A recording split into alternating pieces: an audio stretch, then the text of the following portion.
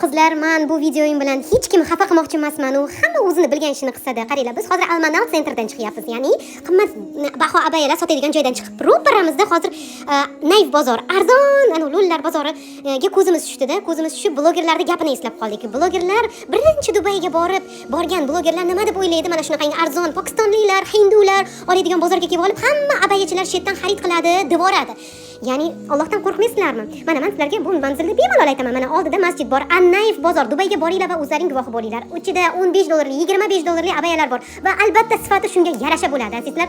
Savdogarda sizlar ko'rgansizlarki, $25 $15 olib $100 sotganini. Men savdogarlarning nomidan gapiraman. Albatta, bunaqangi noinsoflikni hech kim qilmaydi, azizlar. Tuhmat qilishdan Allohdan qo'rqinglar. Muhammad sollallohu alayhi vasallam maqtagan kasbni qoralamanglar, azizlar. Ya'ni savdogarlarning kasbi alhamdulillah shu qadar dinda maqtalgan va shu qadar murakkabki, azizlar, murakkabki, meros ilmidan-da qiyinroq ilmlardan. Mana ro'parasida Almanal sentrga kelinglar.